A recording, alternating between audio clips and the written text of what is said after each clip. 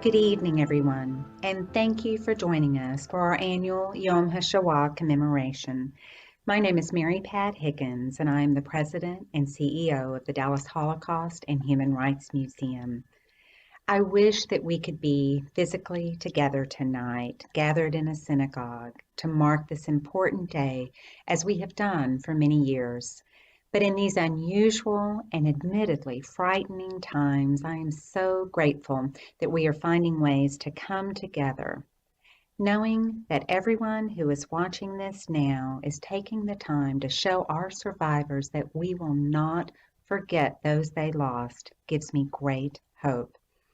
I know we will emerge from this global crisis tested and tried, but stronger than ever before. Tonight, we pause to remember the 6 million Jews who were murdered in the Holocaust. We come together to share some of their stories and to renew our vow of never again. More than ever, in a time when it is easy for fear and hatred to take the place of compassion and kindness, we are committed to our mission to teach the history of the Holocaust and advance human rights to combat prejudice, hatred, and indifference. In a time when anti-Semitism is on the rise all over the world, we engage the lessons of the past to create a better future. We will not back down in the face of hatred. We will not succumb to the temptation to blame our challenges on others. We must come together in this moment to choose acceptance, understanding, and mutual respect.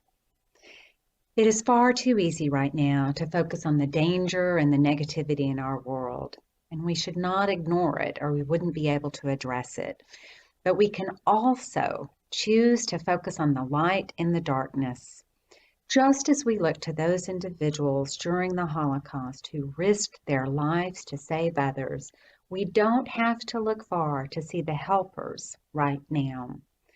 I'd like to take just a moment to acknowledge and thank those who are putting our health and safety before their own. Healthcare workers, first responders, and all those who are out there making the world work while we shelter in place. We owe them a great debt of gratitude. 2020 marks the 75th anniversary of the liberation of the concentration and death camps throughout Europe and the end of World War II. From January to May 1945, liberating forces closed in on Germany and the Nazis, the Soviet Army from the east, and the U.S. and other Allied forces from the west. As the Allies drew near, the Nazis scrambled to transport Jews to the interior of Germany. Even as the regime was on its last breath, the Nazis refused to give up their ultimate goal of eradicating the Jews of Europe. Forced on death marches and in transports on open-air train cars in harsh weather, Jews resisted with everything they had to stay alive, to survive this nightmare. Many knew the war was coming to an end if they could just live to see it. But liberation was not a celebration for many survivors.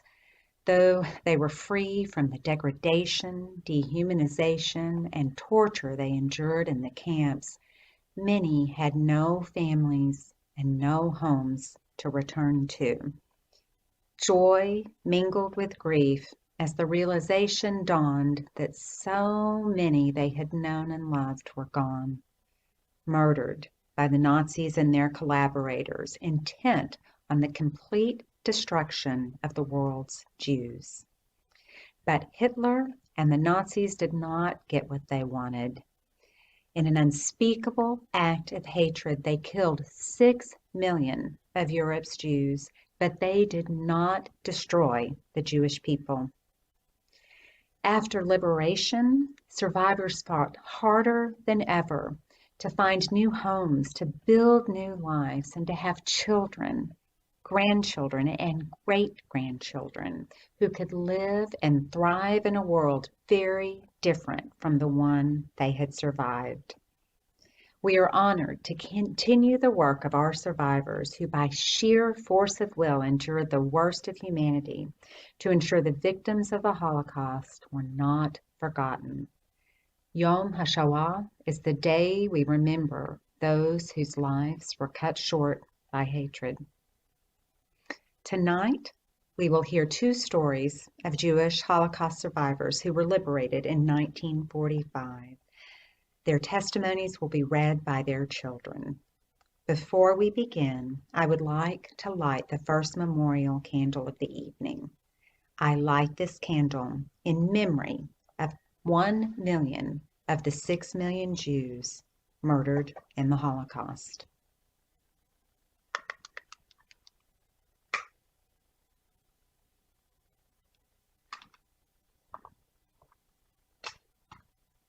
Let our remembrance begin now with remarks by Rabbi David Stern, Senior Rabbi of Temple Emmanuel.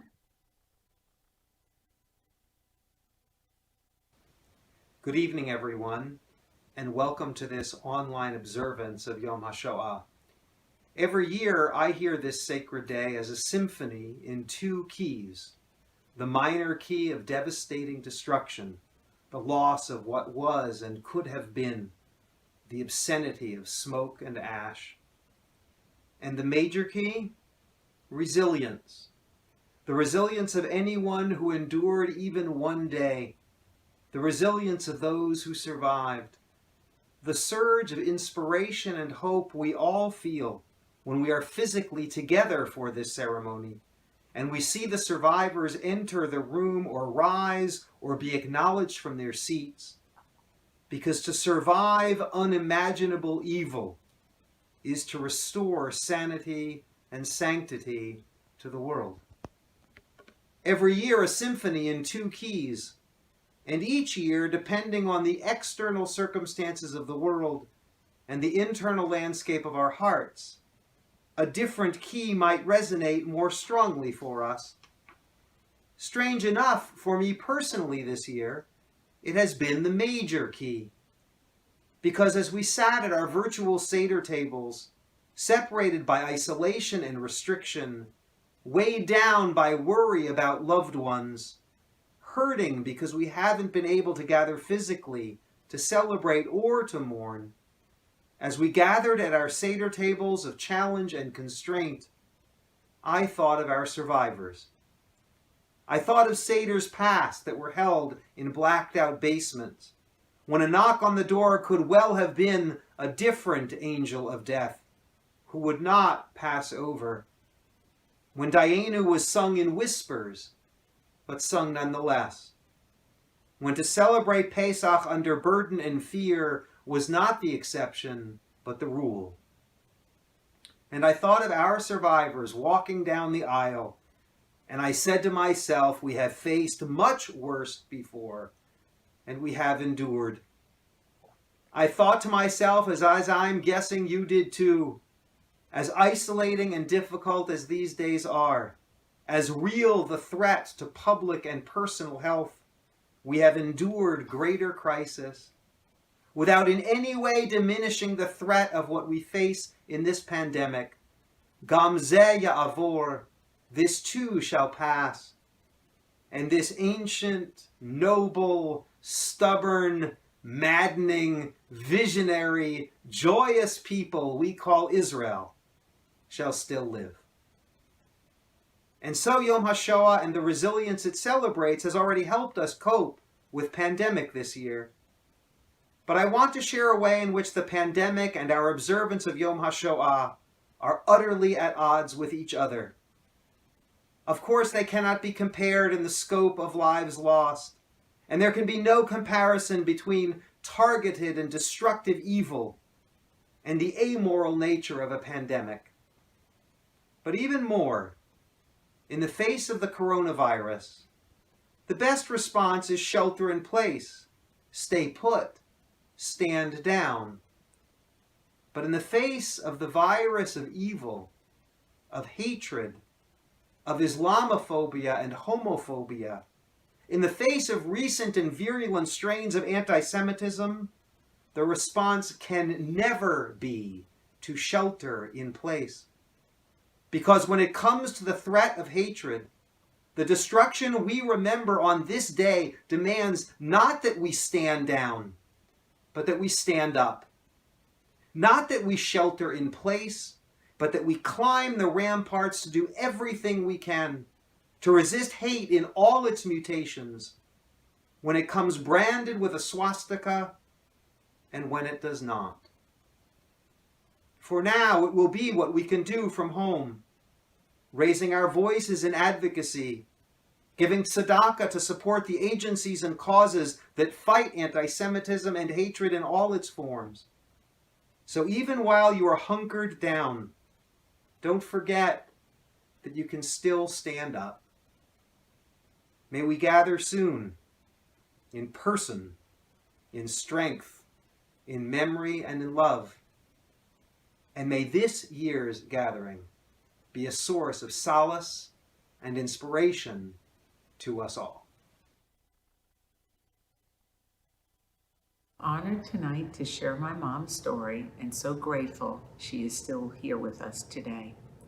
My mother, Hannah Rigler, was born Sarah Matchison on November 21st, 1928 in Shavel, Lithuania, to Samuel and Gita Matchison. She had one older sister, Hannah. Her father owned a leather factory and her mother was a homemaker, though she did graduate from college with a degree in literature, which was fairly unheard of at that time. My mom had a comfortable life before the war. Her family was religious, attending synagogue Friday nights and Saturday mornings. They also kept a kosher home. While she had close female friends, my mom was a classic tomboy. She used to ride bikes with her friends, always skinning her knees and elbows. In July 1940, the Soviet Union invaded Lithuania. When the Soviets came in, they arrested my mom's father because he owned a factory. After 3 months in jail, he was tried and received a 2-year sentence.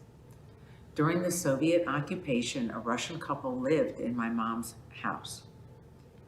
One day, they fled, leaving some of their belongings and no word of where they were going.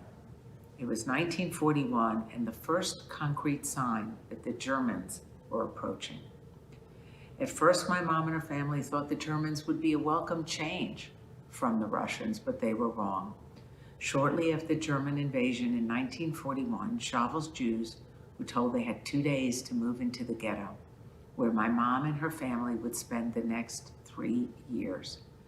They were spared from the numerous actions of mass murder by the Nazis because they were valuable laborers. My mom would later find out that in the first weeks of Nazi occupation, my grandfather and his fellow inmates were taken out of the jail, marched outside the town, and killed. Liquidation of the ghetto began in October 1943. My mom and her family were taken out in 1944 as the Russians advanced toward Shavel. She remembers that day for the brutal heat and for the former neighbors who stood by doing nothing as they were marched out of town. After walking for a full day, the group was put onto boxcars where they suffered for several days before arriving at the Stutthof concentration camp. The first thing my mom noticed at Stutthof was the mountain of shoes, at least 2 stories high, she said. They slept outdoors, exposed to the elements, until they were assigned to a work camp.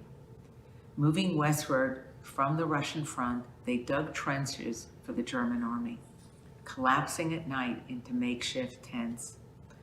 Over the course of the month, 500 women in their group died from starvation and exposure. The hunger was so sharp that bread became everyone's obsession.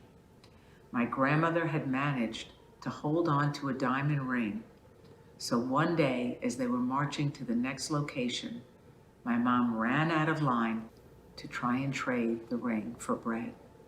The guards noticed her escape and began to chase her. My mom remembers thinking, "I don't mind being killed, but I don't want my mother and sister to see it. She ran from the line, trying desperately to escape from view. She ran into an open barn and lay down in the trough. Miraculously, the guards passed by without noticing her. After the guards passed, my mom heard a voice from the barn. His name was Willie, and he was with a group of 10 British POWs that were doing forced labor on the farm that she had found refuge. These men would prove to be her saviors. Willie brought her food and told her to keep quiet through the night. The next night, he bundled her in his army coat and hid her in a hayloft. The men took turns bringing her food and keeping watch over her. She hid there for 2 weeks until the men told her they were being moved to avoid the encroaching Russian front. Before they left, they stole a sweater and coat to cover the Star of David on her dress, as well as shoes and stockings for her. So equipped, my mom went into the town of Gross-Golemkov, knocked on the door of the nicest house, and offered to work in exchange for shelter. It turns out the person who lived there was the head Nazi, and the only reason he didn't kill her was because he knew the Russians were approaching, and he had to write a letter explaining that he should be treated well because he had saved her life. Before he left, he gave her the passport of a German girl named Annie. Then the Russians came. My mom's difficult journey did not end with her liberation. The Russians were a brutal, conquering force, and rape was common. In an attempt to protect herself, my mom promised to marry a Russian official. He gave her a letter to carry during her travels east, away from the front, that said she was his bride and was not to be arrested or touched. But the next group of soldiers she encountered thought she was just a talented storyteller, and none of what she said could be true. She was placed under house arrest, but eventually released. As she continued her journey across Poland towards Lithuania, she continued to find herself in danger, even jumping out of a 2-story window to avoid the advances of a group of soldiers. She eventually made her way to Białystok, Poland, where she joined a group of young people waiting to go to Israel. But before the group left, her uncle in the United States was able to get her papers to come to America. Because the quota for Lithuanian refugees was so small, he arranged a marriage with a rabbi in America. After lengthy complications when they came to the United States, they divorced in Reno. My mom settled in Brooklyn and was finally able to attend high school. She became a nurse at the Jewish hospital in Brooklyn and met my dad on a blind date. They married on September 14, 1952, and were together almost 60 years. My aunt and grandmother perished on a death march days before they would have been liberated. My mom changed her name to Hannah when she came to the United States in memory of her sister. My mom always says life is a challenge, but you have to live up to it, and you have had to be lucky to survive. She has lived her life to the fullest in honor of those who did not get that chance. After becoming a nurse, she went on to finish college and to get her master's degree, involving herself in a political career and many other positions to help those less fortunate. I light this candle in honor of my mother, Hannah Rigler, and in memory of the 6 million Jews that perished.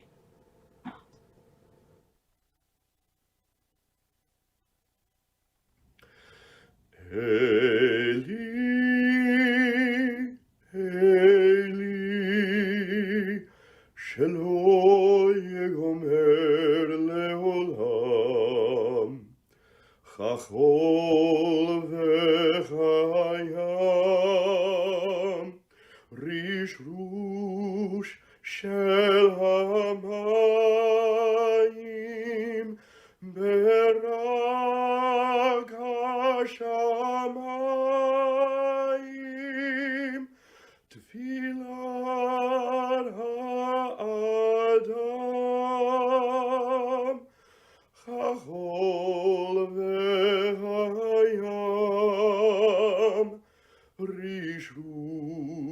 shel hamayim, Berak hashamayim, Tefilat ha'adam. Eli, Eli, shelo yegomer leolam, chachol vechayam, Rishrush shel hamayim, Berak hashamayim, Tefilat ha'adam, chachol vechayam, Rishrush shel hamayim, Berak hashamayim, Tefilat ha'adam.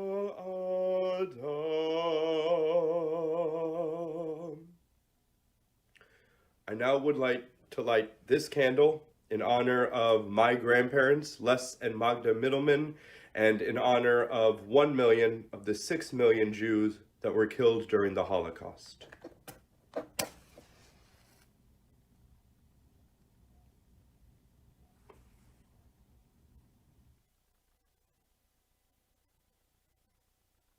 Good evening.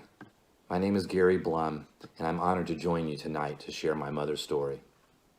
My mother, Rosa Blum, was born on September the 6th, 1928, in the small town of Domokos on the border of Hungary and Romania.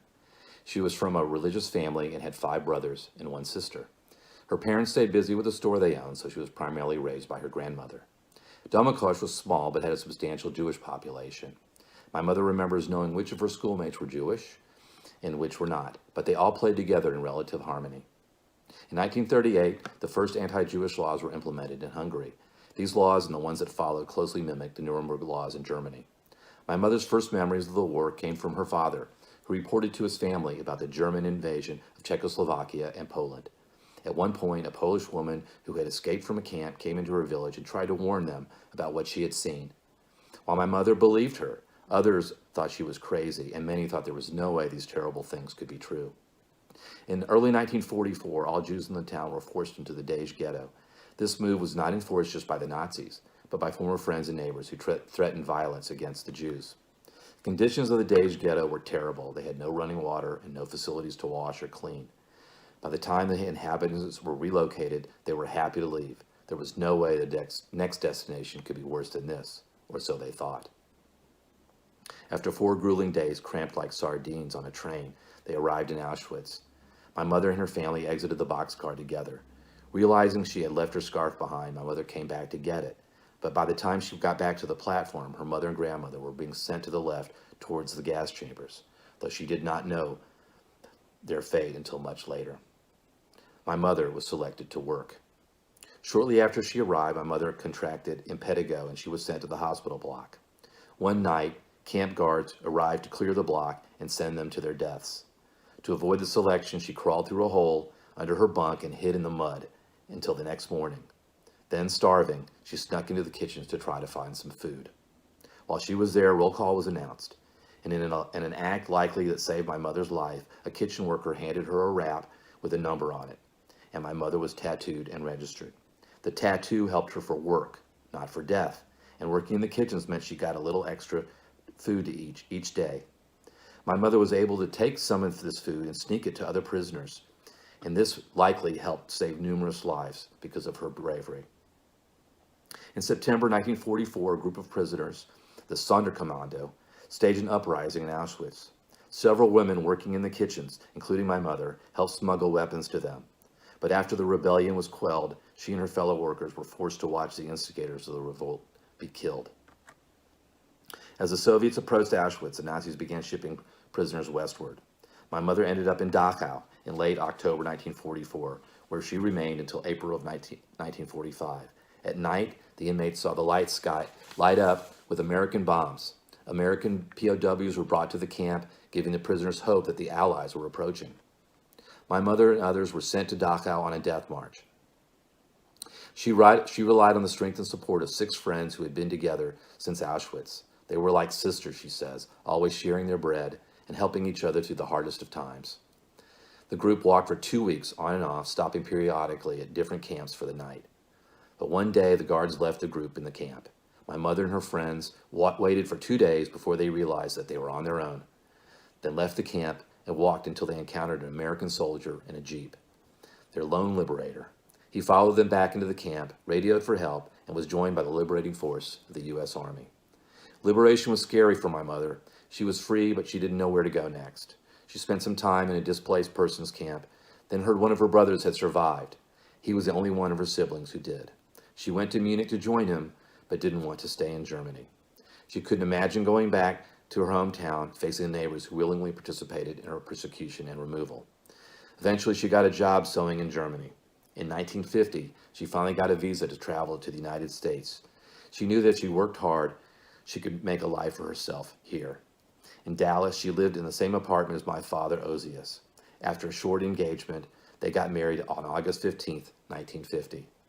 After my father did a stint in the Army, they settled into Dallas for good and had me and my brother Mark. May his memory be for a blessing. Despite the horrors that she went through, my mother is grateful for the life she found here in the United States. I light this candle in honor of my mother, Rosa Blum, and in memory of 1 million of the 6 million Jews murdered in the Holocaust.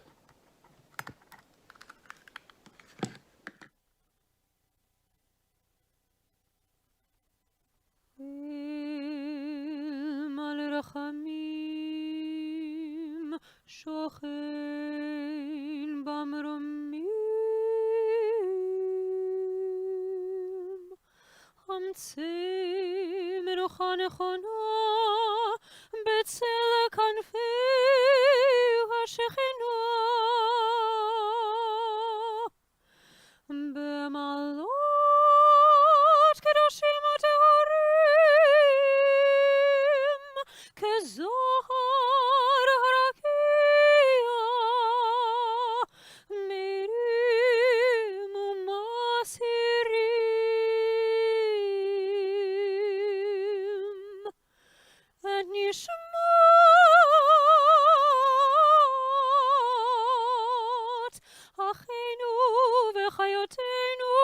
שנהרגו ושנשחטו ושנשרפו חיים על קידוש השם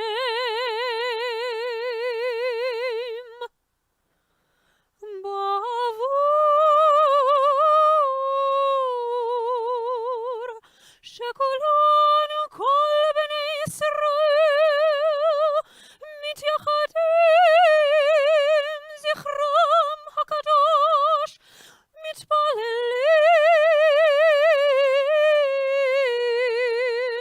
ביד עליית נשמותיהם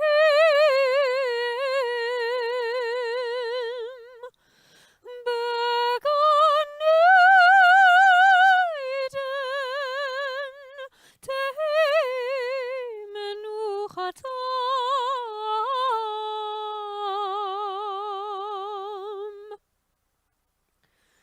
לכן בוא הרחמים יסירם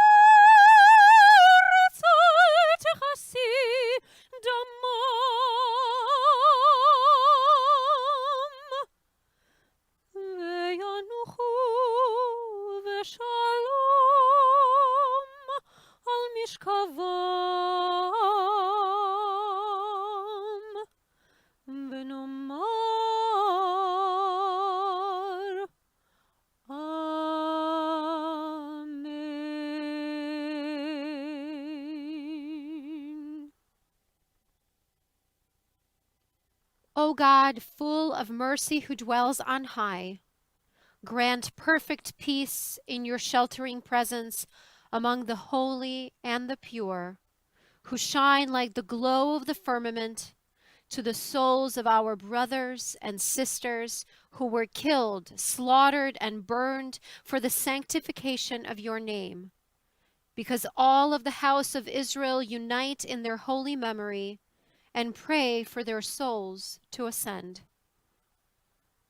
May their resting place be in the Garden of Eden. Therefore, may the God of mercy shelter them always in the shelter of divine protection.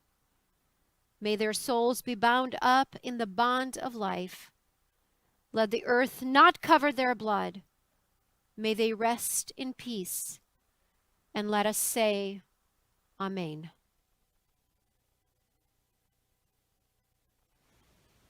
Please join me in the Mourner's Kaddish. Yitgadal v'yitkadash shemei Rabbah, bi'alma divrach hirutei v'yamlich malchutei, b'chayechon u'v'yomechon u'v'chayei dechol Beit Yisrael, b'agala u'v'zman kari v'imru, Amen.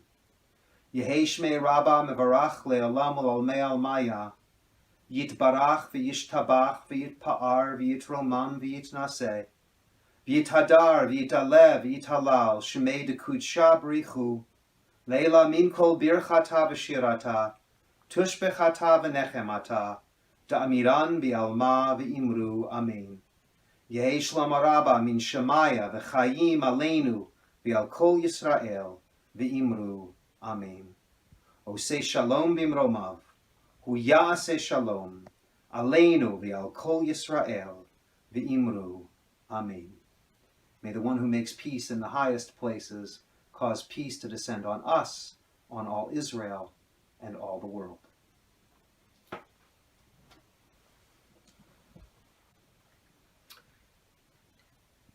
Now I light this candle in memory of 1 million of the 6 million Jews killed in the Holocaust.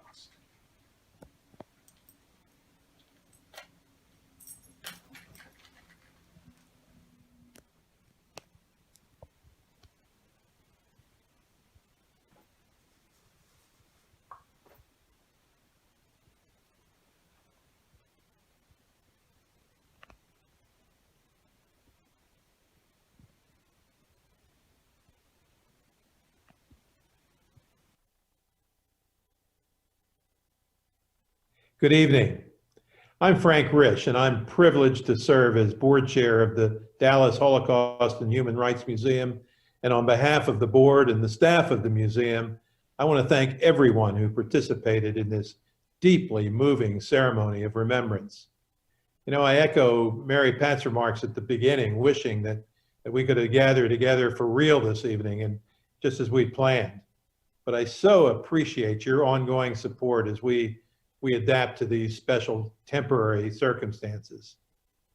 I'm especially honored to support the mission of the museum, as I myself am the child and the grandchild of Holocaust survivors. So this day is very personal to me as well, as I honor and remember my parents who managed to escape and come to this great country. My grandmother, who survived to Theresienstadt and managed to come here as well for her few remaining years, and 69 relatives that we've managed to learn of that did not survive that terrible time. You know, just 7 months ago, almost to the day, we opened the Dallas Holocaust and Human Rights Museum. It was a dream 40 years in the making, and one that at times seemed almost impossible. But with a mission like ours, you just keep working ceaselessly to make that dream come true. And now finally, we're in a space where we can educate tens of thousands of students about the history of the Holocaust and human rights, where we can be a convener in our community, and where we can remember the 6 million Jews who were murdered, victims of senseless hatred and prejudice and indifference. You know, we'll never truly know the extent of what we lost, the potential and the passion and the talent and the innovation that could have come from those that we lost. All we can do is to make sure that their memory will live on for generations to come. And while we're unable right now to occupy our beautiful new museum space, we continue to work virtually through programs like this one tonight. We don't need to be reminded that anti-Semitism is on the rise all over the world. The acts of anti-Jewish violence, large and small, make that very clear. But so does what becomes more everyday hate, casual anti-Semitic comments, the image of a swastika appearing in a virtual meeting. The mission of the Dallas Holocaust and Human Rights Museum has never been more critical. And that's why we must continue to carry out our mission, to educate against the messages of hatred, prejudice, and indifference. Because we know that this is learned behavior, but with our museum, we can educate to confront that kind of learning. And we know that it works. Nothing is more effective than hearing the personal stories of what survivors went through during the Holocaust. We're so grateful for the survivors in our community, for their ongoing dedication to education, for reliving the horrors that they went through for the benefit of others. And we're so grateful to people like Gail and Gary, who spoke on behalf of their parents tonight, and countless others, for helping to ensure that these histories, these lives, are never forgotten. The stories of terror and survival that we heard tonight remind us of the incredible gift that our survivors have given us. To have survived the brutalizing forces of the Nazis and to bear witness to those events is a victory of the human spirit over unspeakable evil. After liberation, Holocaust survivors wanted to build something better for themselves and their families, a better community, a better nation, and a better world. And we are so grateful for this great gift that they've given us all. Now, before we close tonight's ceremony, I want to extend a special thank you to everyone who participated. Rabbi David Stern, Gail Rigler, Gary Bloom, Cantor Vicki Glicken, Cantor Leslie Nyron, and Dane Berman. And I also want to extend a special thank you to Melissa Plaskoff and On Air Media for donating their services to help create this virtual program. And now I light our final memorial candle in memory of 1 million of the 6 million Jews killed in the Holocaust.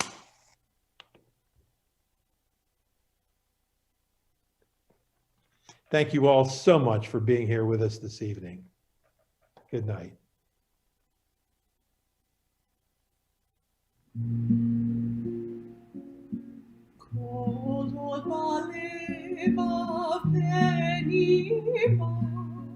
נפש יהודי הומיה ופתי מזרח קדימה עין לציון סופיה עוד לא עבדה תקוותנו התקווה בת שנותינו